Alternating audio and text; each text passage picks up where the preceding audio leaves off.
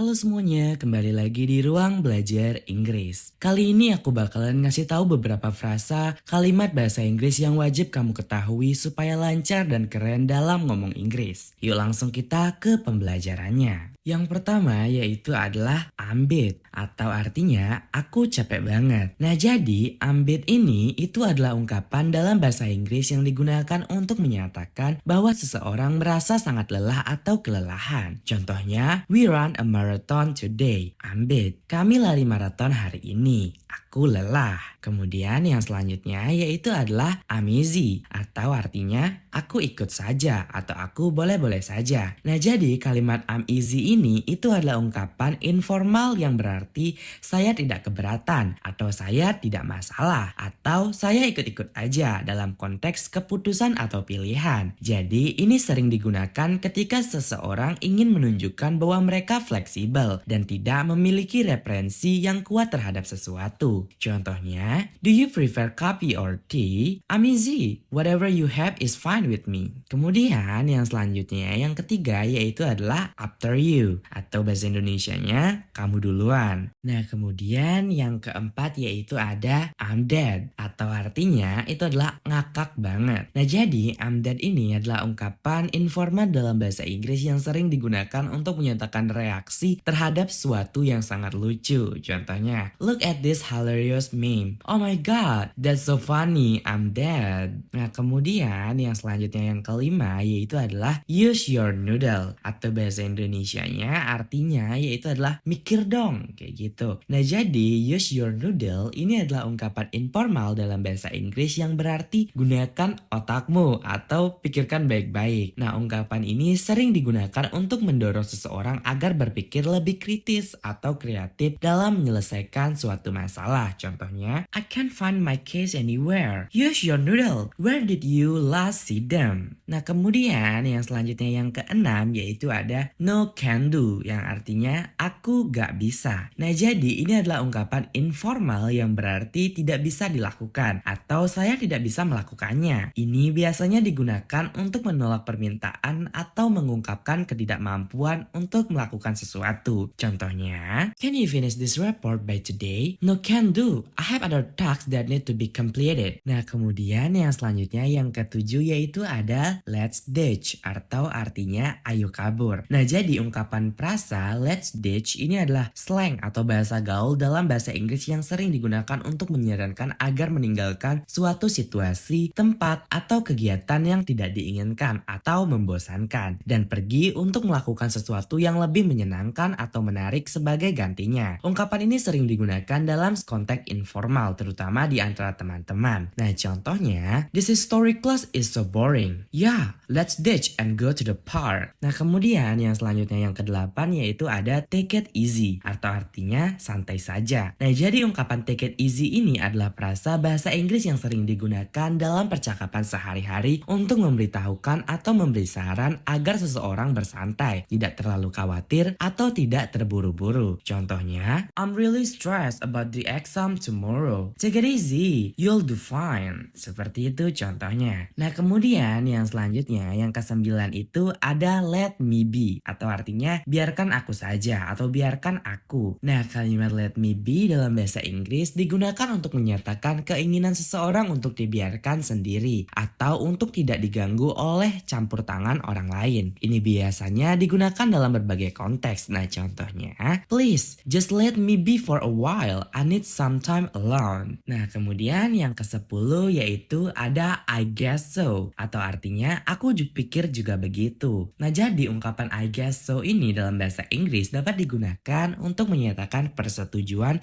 atau pengakuan terhadap sesuatu pernyataan meskipun dengan tingkat keyakinan yang tidak terlalu mutlak. Contoh penggunaannya yaitu do you think it will rain tomorrow? Yeah, I guess so. Seperti itu contohnya. Nah kemudian yang ke-11 yaitu ada it's none of your business atau ini bukan urusanmu. Nah jadi frasa it's none of your business digunakan untuk menunjukkan bahwa hal tersebut bukanlah urusan atau kepentingan dari orang yang sedang bertanya atau mencampuri. Ini biasanya digunakan untuk menegaskan batas privasi atau menolak campur tangan dari orang lain dalam urusan pribadi kita atau orang lain seperti itu. Nah kemudian Kemudian yang selanjutnya yang ke-12 yaitu ada it's not what I mean, atau dalam arti bukan itu maksudku atau bukan ini maksudku, sama aja. Nah, jadi frasa it's not what I mean digunakan untuk mengklarifikasi bahwa apa yang dikatakan atau dipahami oleh orang lain tidak sesuai dengan maksud atau niat sebenarnya dari pembicara. Nah, contohnya, I think we should visit the beach, but you mentioned wanting to go hiking. It's not what I mean. I do enjoy hiking,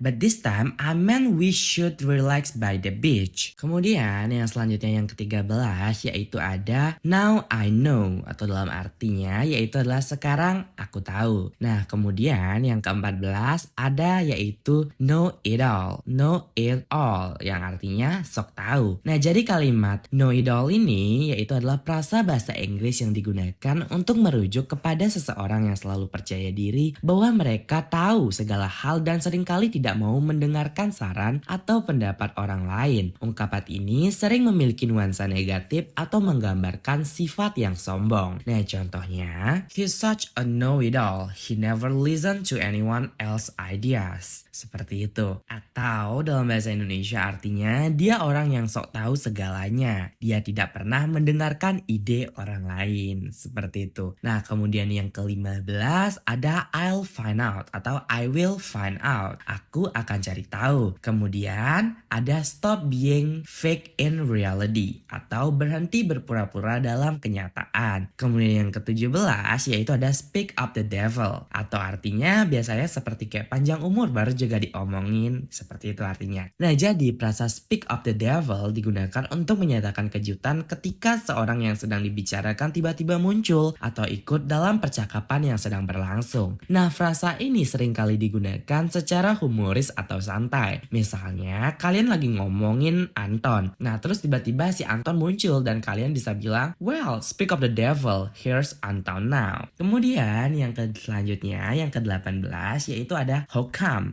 atau artinya kok bisa. Nah, jadi frasa how come dalam bahasa Inggris merupakan ekspresi informal yang digunakan untuk meminta penjelasan atau alasan tentang sesuatu. Nah, frasa ini tuh mirip dengan bertanya kenapa, tetapi ini lebih santai dan langsung, seperti itu. Nah, kemudian yang selanjutnya, yang ke-19 ada I feel you atau aku paham perasaanmu. Nah, ini dalam digunakan untuk menyatakan empati atau pemahaman terhadap perasaan atau situasi yang dialami orang lain. Frasa ini sering digunakan dalam percakapan informal untuk menunjukkan bahwa seseorang bisa mengerti atau merasakan apa yang sedang dirasakan oleh orang lain. Nah, kemudian yang selanjutnya yang ke-20 yaitu ada don't play around atau artinya jangan main-main. Nah, jadi frasa don't play around ini dalam bahasa Inggris digunakan untuk menyuruh seseorang agar berhenti bercanda atau berhenti melakukan sesuatu yang tidak serius, dan juga digunakan untuk meminta agar seseorang fokus atau lebih serius dalam menghadapi sesuatu situasi. Nah, contohnya, we have an important exam coming up. Don't play around and start studying seriously. Nah, kemudian yang selanjutnya yaitu ada lie down yang berarti berbaring atau tidur-tiduran. Selanjutnya yaitu ada take pity on you atau I take pity on you yang artinya saya kasihan padamu. Frasa ini dalam bahasa Inggris digunakan untuk menyatakan rasa kasihan atau belas kasihan terhadap seseorang. Nah, ungkapan ini menunjukkan bahwa pembicara merasa simpati atau iba terhadap keadaan atau situasi yang dialami oleh orang lain. Contohnya, I've been struggling to find a job for months now. It's really tough. I take pity on you. I hope things get better soon. Nah, kemudian yang selanjutnya ada don't insult me atau artinya jangan menghinaku. Nah, selanjutnya ada don't sass me yang artinya jangan kasar denganku. Dan yang terakhir yang ke-25 yaitu ada give me a hand atau give me a hand atau artinya tolong bantu aku. Nah, jadi frasa ini dalam bahasa Inggris adalah cara informal untuk meminta bantuan atau pertolongan dari seseorang. Contohnya, this table is really heavy. Give me a hand, will you? Sure, let's lift it together. Nah, jadi itu adalah beberapa frasa-frasa dalam bahasa Inggris yang wajib kamu ketahui atau yang perlu perlu kamu ketahui supaya kamu dalam ngomong bahasa Inggris bisa lebih luas dan juga lebih keren lagi. Nah, semoga frasa-frasa yang telah kita pelajari hari ini bermanfaat dan bisa kamu terapkan dalam percakapan sehari-hari. Terus berlatih dan jangan ragu untuk mencoba. Sampai jumpa di sesi berikutnya di Ruang Belajar Inggris. Tetap semangat dan semangat belajar.